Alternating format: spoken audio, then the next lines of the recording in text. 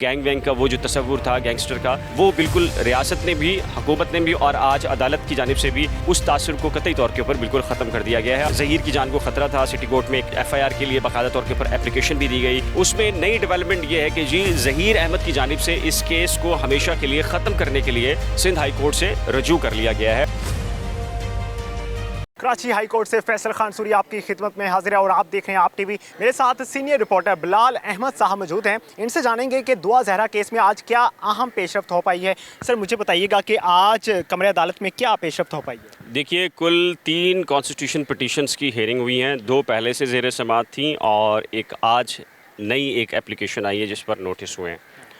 2 जो पहले से ज़ेर समाअत दरख्वास्तें थी उनमें से एक थी ज़हीर की सिक्योरिटीज़ कंसर्न से मुतल्लिक और दूसरी जो थी वो शब्बीर यानी कि जो ज़हीर का बड़ा भाई है उनके और जो उनकी वालदा हैं उनके बैंक अकाउंट्स और जो शनाख्ती कार्ड है उसको जो फ्रीज़ किया गया था, मुंजमद किया गया था अदालत की जानिब से, उसकी बहाली से मुतल्लिक थी। आज उनकी जो लीगल टीम है वो पेश हुई ज़हीर की और शब्बीर की, और ज़हीर और शब्बीर भी आज कमरे अदालत में मौजूद थे।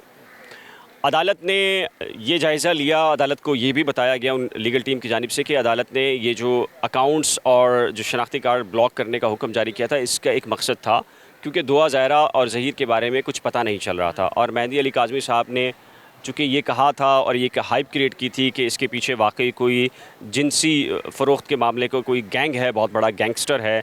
और उन्होंने तो वाइस चांसलर पंजाब यूनिवर्सिटी के अलावा पंजाब के पॉलिटिशियंस, IG सिंध को उसमें मुलव्वस किया था और सारे के सारों को कहा था कि सारे के सारे गैंगस्टर हैं, सारे के सारे। इवन के IG के बारे के अंदर भी जो रिमार्क्स उनके हैं और पुलिस के बारे में हैं वो भी थे। तो उसकी वजह से एक मीडिया हाइप के अंदर ये हो गया कि ये बच्ची जो है वो जिनसी फ़रोख्त के मामले की या इस्तेमाल के मामले के अंदर इसको दुबई या वगैरह वहाँ भेजा जा सकता है। और यही सारा आर्ग्यूमेंट्स उनकी जो पहले की लीगल टीम थी जिसमें अल्ताफ़ खोसो और शैला रज़ा भी खुद पेश हुई, तो उसकी वजह से जजिस ने ये महसूस किया कि वाकई ये कोई जिनसी फ़रोख्त का केस हो सकता है जो कि आमतौर में माशरे के अंदर होता है। इसीलिए अदालत ने यह कहा था कि ज़हीर या ज़हीर की फ़ैमिली या दीगर जो लोग भी इस केस से कनेक्टेड हैं उनके अकाउंट्स को मुंजमद कर दिया जाए अनटिल अनलेस, क्योंकि ज़ाहिर है कि आपके अगर शनाख्ती कार्ड ब्लॉक होंगे तो टिकट्स में इशू होगा और बैंक अकाउंट्स ब्लॉक होंगे तो आप रकम नहीं निकाल सकेंगे, तो डेफिनेटली फिर आप कोर्ट की तरफ आते हैं कि जी हम सरेंडर कर रहे हैं। तो ये बुनियादी मकसद था। कोर्ट ने भी यही महसूस किया कि अब चूँकि वो पर्पस जो है वो सर्व हो चुका है।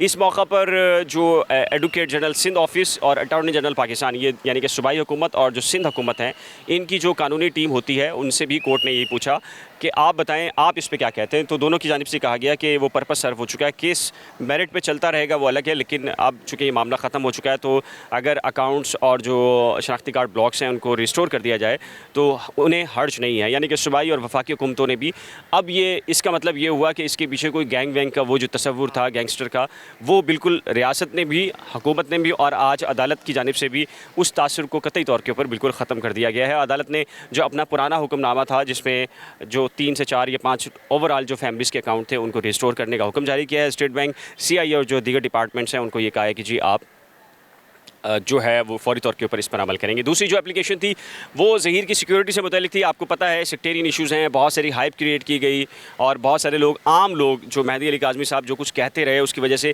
एक आम आदमी भी वो इतना गुस्से में दिखाई दे रहा था कि वो खुदा न खास्ता दुआ को उनको नुकसान पहुँचा सकता था या ज़हीर को पहुँचा सकता है, इसीलिए उनकी एक्स्ट्रा ऑर्डनरी प्रोटेक्शन है। तो चूँकि बहुत सारे लोग कह रहे हैं कि इतनी प्रोटेक्शन क्यों है, तो मामला ये है कि ये आम नॉर्मल मोहब्बत की शादी नहीं है, बल्कि इसको जब गैंगस्टर और आप इस तरह का नाम देंगे और सिंपैथी गेन करेंगे तो डेफिनेटली जो आम आदमी है जिसकी कोई बेटी मौजूद है, बेटा मौजूद है या बच्चियाँ बड़ी हो रही हैं तो उनकी सिंपैथी जो है वो जुड़ जाती है। तो ये पूरा की पूरा जो बयानिया था इसकी वजह से ज़हीर की जान को ख़तरा था। सिटी कोर्ट में एक FIR के लिए बाकायदा तौर के ऊपर एप्लीकेशन भी दी गई और कुछ मशकूक लोग भी वहाँ पर देखे गए। उसके हवाले से पुलिस की जानिब से भी सख्त सिक्योरिटी की गई। आमतौर पर आम केसेस में सिटी कोर्ट की जो पुलिस है वो इंटरफेयर नहीं करती, वो अपने मामला देखती है, लेकिन आप ये देखें ज़हीर और दोहा जब भी पेश होते हैं तो सिटी कोर्ट अपनी प्रोटेक्शन में उनको लेकर आती है, उसके अलावा अलग उसकी प्रोटेक्शन है।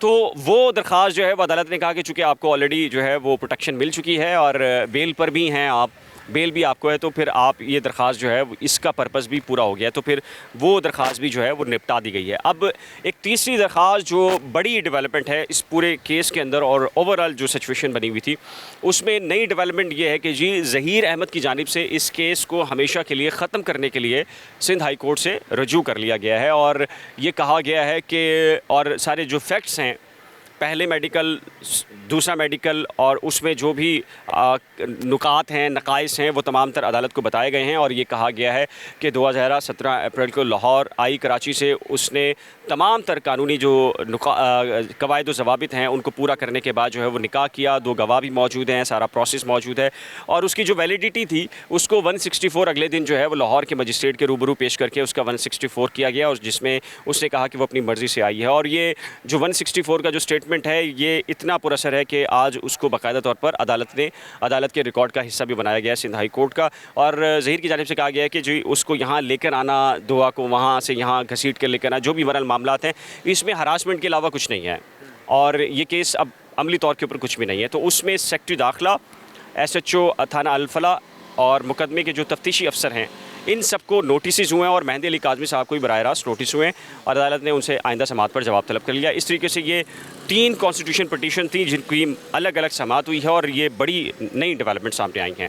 तो इसमें जो सबसे अहम पहलू है वो बैंक अकाउंट्स का और उसका है। अगर ज़हीर के पीछे वाकई कोई गैंग होता तो आज FIA उसको अपोज़ करती, उसको स्टेट बैंक करता, उसको वफाकी और सिंध हुकूमत दोनों करते। लेकिन अगर किसी भी इदारे ने ये नहीं कहा कि उनके पीछे ये मामला आया है तो डेफिनेटली इसका मतलब है कि ये सिर्फ पसंद की शादी का केस है।